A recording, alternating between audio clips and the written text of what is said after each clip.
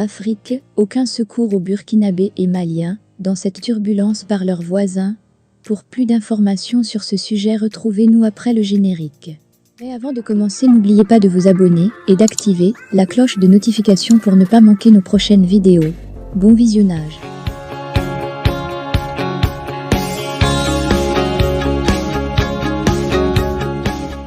Ainsi donc, aucun pays africain n'a pu venir en aide aux Burkinabés et Maliens, et ils vont s'en sortir.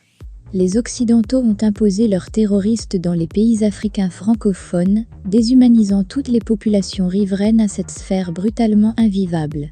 Tous les jours, les responsables de ces pays, en l'occurrence, le Mali et le Burkina Faso, n'arrêtent pas de crier au secours, comme si ces humains morts dans ces conditions impensables étaient des animaux qu'on immolait pendant des cérémonies ou pour des rituels, et aucun pays frère ne leur est pas venu au secours, et ils sont en train de s'en sortir.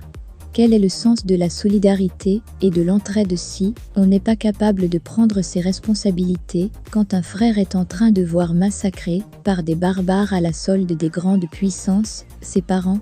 À quoi ça sert cette supposée solidarité entre les peuples si on n'est pas humain de s'afficher dans la solidarité?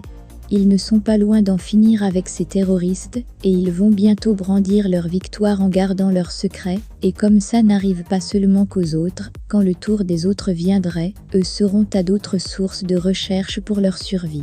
C'est tout de même cruel, ce qui se passe entre les États africains voisins des uns et des autres, qui ne se soucient guère de la souffrance des autres, et dont certains font croire qu'ils ont plus de faveur à ces commanditaires, et qu'ils se sentent à l'abri, comme des fils à papa.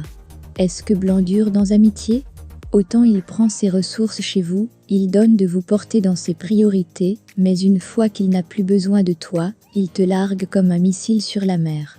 Pour nécessiter de cet amour, certains chefs d'État africains ont fait de cette loyauté à leur égard un dogme au préjudice de leurs propres compatriotes pour qui ils font semblant de prêter serment d'apporter du mieux-être dans leurs conditions de vie.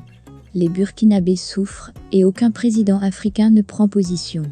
Les Maliens meurent, aucun secours, mais comme ils se savent orphelins, ils se sont débrouillés, et ils vont s'en sortir.